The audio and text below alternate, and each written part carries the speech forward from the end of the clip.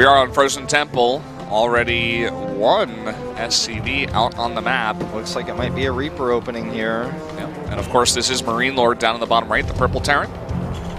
Far and Hope for Group C. And his opponent to the top left, of course, is Trap. So sometimes when you're the foreign player against the Crane, you got to be the cheeser. And we're going to see this Reaper opening here. Looks like with just one barracks was a gas first. And he could make a second barracks at home and do like a super all-in. Let's just wait and see again what variation this is going to be. Extra gas here very early on. Yeah, that means definitely going to be seeing more than just Reapers. You know what this could be is just Reaper pressure into the follow-up Fast Factory, and maybe we see that Cyclones? Yeah, the Cyclone build with the Liberators. That's what I'm thinking here. I mean, it is Frozen Temple after all. If you're going to do that build, this is the map. Yeah. And I was expecting that if this map made it into the pool, MarineLorD would have some Cyclone-based play planned out. He'd have that in mind. This play is still, popular in other regions, although it's kind of fallen out of popularity in Korea. And we'll see how he executes this. Now, Trap could scout this, okay? Remember, Trap is one of the best players in the world at defending attacks, timings, drops. And even though everyone is telling me he's not in form, his form in the first game was excellent, right? He already scouts this with a probe, so he knows that this is a proxy. Like, yeah, there's no gases secret. Too. He knows everything right now. So this is one of the weaknesses of proxying your Reaper too, is that you can't deny the scout. Yeah, and Trap is a Protoss that will scout. If MarineLorD did his research, which I'm sure he did, he knows that he's a scouter, but still going to go for this build. Oop, that probe gets knocked in a good angle here for MarineLorD. We'll actually pick it off, and because doesn't have any units out yet, and this is a quick location here, he's going to start to get some probe kills, gets 2.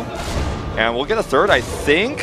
One more hit. Oh, just barely not going to be able to get that. He does escape. That's really huge. That's going to help. Oh, sniped. All right, he's just going to rally units over here. The problem with a build like this, though, is you could just get, he's just going to send his Mothership over here. Denias also, one Adept could just run and wreck his entire mineral line by itself. He has nothing at home to defend. He's not going to even have a starport. Adept comes over here. He's going to remake the pylon actually in a better position, and when these 2 Marines come out, they cannot fight against even just one Adept or a Mothership Core. I think this might just be game, right? I mean, he's going to have the Cyclone here soon. He's going to have some sick Cyclone micro. Yeah, he's going to have to target perfectly. These Marines get taken out here as well. Even though Lord of Marines can't stop this counterattack here. Tech Lab's going to go down. All he has to do is, basically not lose his Mothership Core to the Cyclone. Immediate lock on. Yep. He's going to be able to get the Mothership Core for sure. Yeah, it does go down, but this Cyclone is going to go down shortly afterwards as well. I'm not sure if he can catch up to this. The Shades are going to allow him to get 1 hit, but he is going to lock on and push this back. Good micro here from Trap. These units are just kind of out there now, though. I mean, he can't get Marines out. They're going to start dying. He doesn't have anything else back at home. He has to lift his barracks here. This game is certainly ending up to be, I don't know, maybe the technical esports term is Clown Fiesta. I don't know. I'm trying to put the words out here, but I'm not really sure. You're trying to be, modern and on point with the lingo. I'm like, what are the new kids saying about the games that are weird these days? What are those Overwatch casters saying? Yeah. Clown Fiesta? So, I don't know. I mean, MarineLorD is in a pretty rough spot, okay? He's on 1 base. His factory is in the air. His barracks is in the air. He has a starport at home. He's trying to make a Liberator, but, Trap, realistically, all he has to do is dodge the Liberation zones, and he can find damage here. There is a tight wall, which is really important, and he can buy a lot of time with this Liberator until the wall is down. And look, there's a Cyclone here. Trap can't kill him. But Trap is transitioning at home. He's getting Blink. He's making more Stalkers. Slow warp Stalkers. Looks like he wants to get aggressive here with that pylon. Not taking either of the gas here. He's keeping a very low probe count as well. I really like that he is producing another... Oh, he's producing a Siege Tank. I thought he was producing a Cyclone back there. I was going to say Cyclones can come and do a little bit of harass potentially. I guess he's trying to get a Siege Tank up and come back with it. To be totally honest, I'm not entirely sure what that Siege Tank is going to accomplish, but we'll have to wait and see. Blink is on the way. Dark Shrine is on the way. I mean, Trap is just going to try to lock him out of this game. Never allow him to take another base. He knows he has the better army, the larger army. Those tanks are just going to chill. Yeah, I guess he's going to hold on and then just use them in his army composition. Yeah. eventually go for the push. I mean, once he breaks out, he can link the armies together if Trap doesn't scout. So why would he? I mean, there's no reason to go check for that. So that's pretty intelligent. Risky, but very intelligent. There's no pylon over here for the overcharge. Okay, this is going to be a big problem. He doesn't have any ways of dealing with this. He's going to have to warp more stalkers. He does have blink, but as we've already seen, MarineLorD's positioning on these liberators is absolutely perfect. Yeah, foreign Terrans are just like really good with liberators in general. So I mean, I'm sure the Korean's going to come in here and be very impressed. He does need to move this though. As we're hyping up his liberator play, I mean that was still very effective. He killed several stalkers with that and several probes too. He's finding his way back into this game. He's trying to. He's got this base up now. Let's see how well he deals with these DTs. He has no turrets. I don't even think he has an eBay, but he just dropped mules right before this happened. This is definitely going to do a lot of damage. Never lucky, man. Never lucky. These 3 tanks are sitting up there, not doing much. Oh, he just had 1 scan. Oh my god. But he's not going to have another one in a second. Making missile turrets. Needs to get that up. I think he can hold this. Yeah, I think he should. Trap is being very passive with the second one, so. Starts a turret on top of the ramp. Should be fine, yeah. He didn't come in quickly enough. That turret's complete. And he has a scan saved, too. Totally shut down. And this is really cool. Against 2 base now. I actually really like this siege tank choice. At first, I was a little bit baffled by it, but he knows that Trap will never go and find those. And then suddenly, Trap thinks he has a really small army, then he's going to push with these siege tank and Trap's like, oh my god, you had tanks? I had no idea. He's going to have Stim very shortly here as well. He could have a pretty decent push at that 3rd base. He hasn't scouted it yet, but, it's pretty easy to assume at this point in the game, we are at 7 minutes in, that the Protoss would be taking the 3rd base, especially with how much control Trap has had of the map. Glaives coming up now. We have, a sentry being warped in here just to kind of bolster this army a little bit stronger. And he's making a 4th siege tank. Very impressed by MarineLorD's tenacity. He's just sticking in this. He's really, really fighting because the early game of this game went terribly wrong. So, doing really well so far. He's trying to run Trap's brain through hoops, or make him have to really think about what's going on here. Just a little bit of poke harassment here. He knows combat shields aren't done. Siege tank's coming back. Oh, he's so sneaky with those tanks. This is so funny. Sneaky tanks, man. Yeah.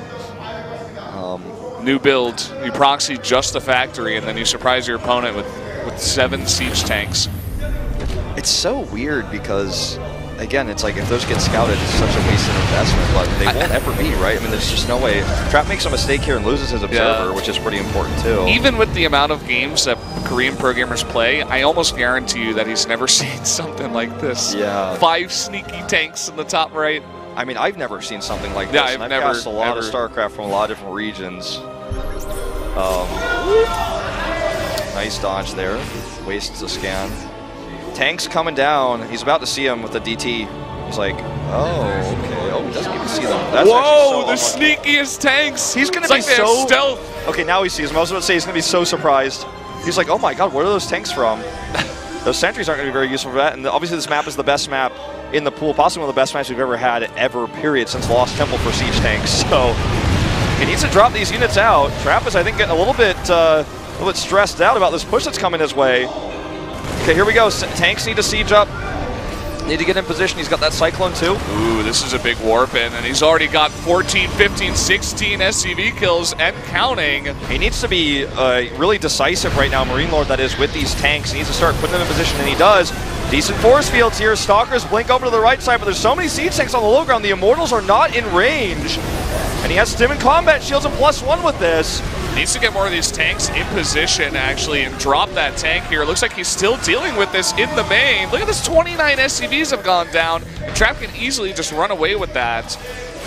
All right, Trap, he needs to defend this. He's going to shade in here. Looks like he wants to commit. The barriers are down. He loses 1 Immortal. And he has to back off. He's not able to shade there.